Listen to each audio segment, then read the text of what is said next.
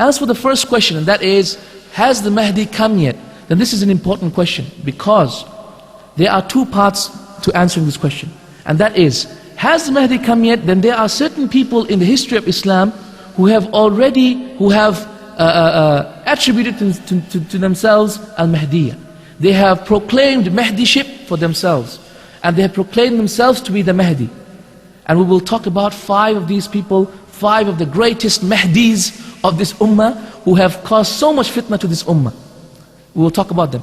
The next thing we'll talk about are those people who other people thought they were Mahdi, but they themselves never considered themselves to be Mahdi. And these are people that have passed by.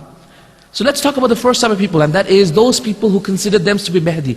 And let's look why they were not Mahdi, and so how we can draw from their example how to understand who the true Mahdi will be when he does come out.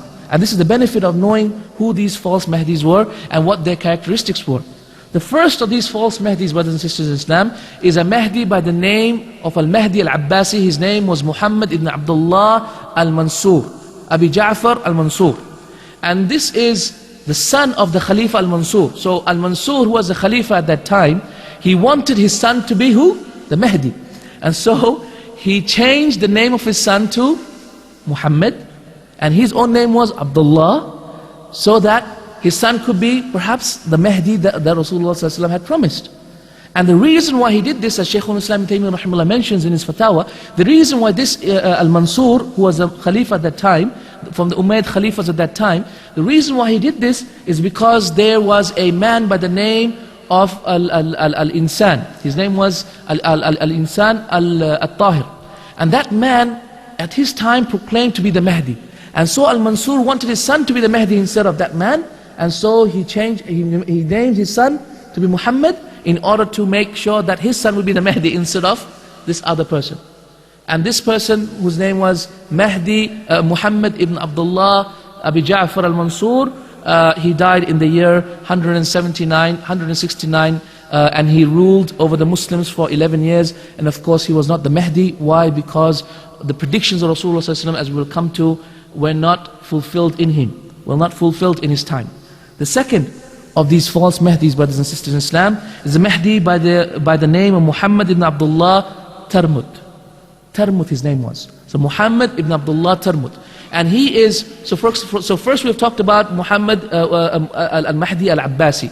And Mahdi al-Abbasi was in Sham, which is of course Lebanon, Syria, Palestine, etc. in that time. So let's talk about the Mahdi that came in Maghrib, which is in the Western Muslim states, and that is Maghrib, Libya, etc. And there was a man by the name of Muhammad ibn Abdullah Tarmut. Muhammad ibn Abdullah Tarmut, he died in the year 524 after Hijrah. This man was worse to this ummah, worse than Hajjaj bin Yusuf. Who was Hajjaj bin Yusuf? Does anyone remember? Hajjaj bin Yusuf was from the generals of Yazid ibn Muawiyah. Yazid, who was the son of Muawiyah radiallahu anhu, the companion of Rasulullah sallallahu alaihi wasallam. And Hajjaj bin Yusuf was one of the worst of the rulers and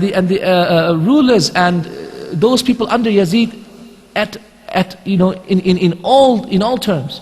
He used to kill people, he used to rape people, he was responsible for pillaging Medina, he destroyed the Kaaba, he pelted Kaaba with catapults, he destroyed the Kaaba, subhanallah. Imagine that, Hajjaj bin Yusuf, but he has only one khair. Does anyone know what khair that he has? There's one thing that he did. Exactly, ahsant. He put the dots to the Arabic alphabet. So when you put a ba, he put 1 dot.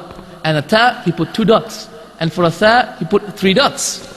And for a jeen, he put a dot in the middle, in the stomach. For a kha, he put a dot on the top. What's the benefit of that? Because us Aajim, us non-Arabs, we don't know how to read without knowing that there's dots. Because at that time, in the time of Rasulullah, they used to write without dots. They knew it was going to be a ba, even though they didn't have a dot on it. But of course, our time, we don't know the difference between a ba or a ta, or is it going to be a tha, or is it going to be something else? What is it going to be?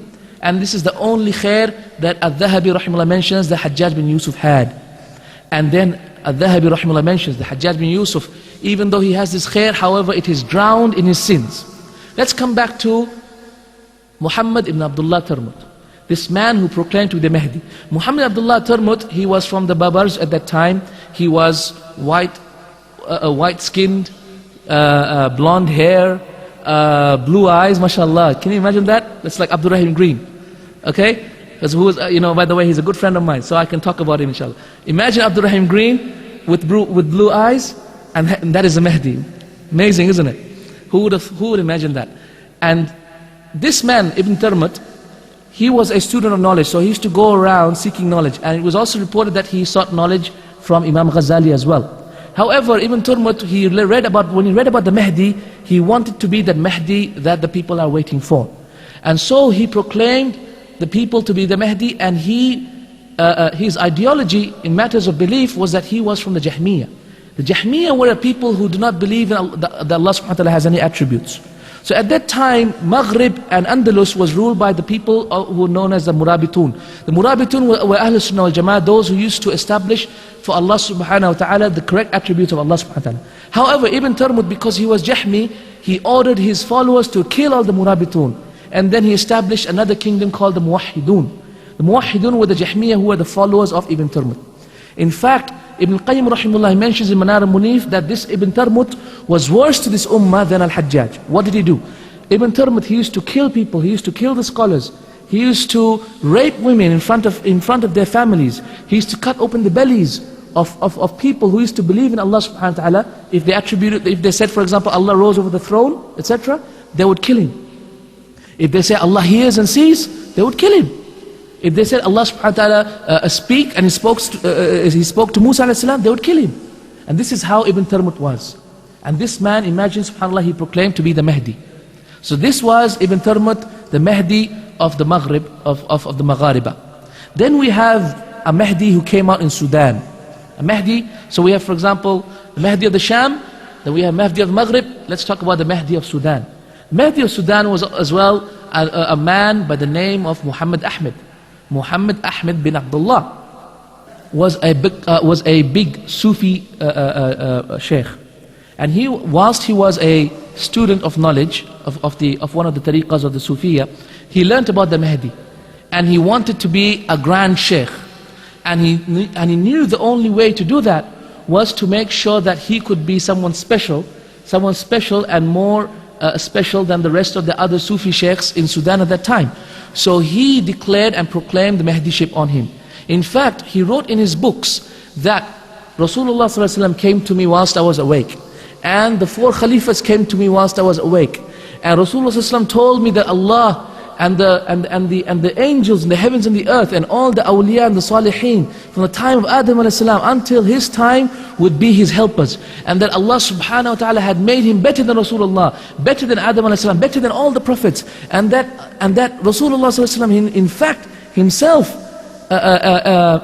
would help the armies of this Mahdi in winning wars. In fact, this Mahdi became so popular at that time, they wanted to fight the armies of Egypt. And unfortunately, Allah subhanahu wa ta'ala killed him. No, not unfortunately, alhamdulillah, fortunately, Allah subhanahu wa ta'ala killed him, and he died in the year 1899 Miladi, in the year 1899 AD. And this Mahdi, subhanAllah, had a tremendous impact in Sudan. He had a lot of followers, and he was from those people who misled people, and of course, if you will notice, and come with me, you will notice that all these Mahdis, as you can see, they were proclaiming themselves to be Mahdi, isn't it? They proclaimed themselves to be Mahdi, whereas as we will find that the true Mahdi will never proclaim himself to be the Mahdi. In fact, he will never say, I am the Mahdi. No, but the people will say, yes, he's the Mahdi. But he will never say, I am the Mahdi. Wallahi, very, very important. In fact, the next Mahdi that we're going to talk about is a Mahdi Juhaymani, and this is a Mahdi that came out about exactly 25 years ago. In fact, this is the time of when Dr. Abu Amina Bilal Phillips was studying in the University of Medina. In fact, Dr. Abu Amina Bilal Phillips, I'm sure you know him. Yeah, he mentioned to me, and he is also a good friend of mine, he mentioned to me that I was about to leave my studies to go and join this Mahdi. He said a lot of people were leaving their studies to go. And he said he was about to go as well.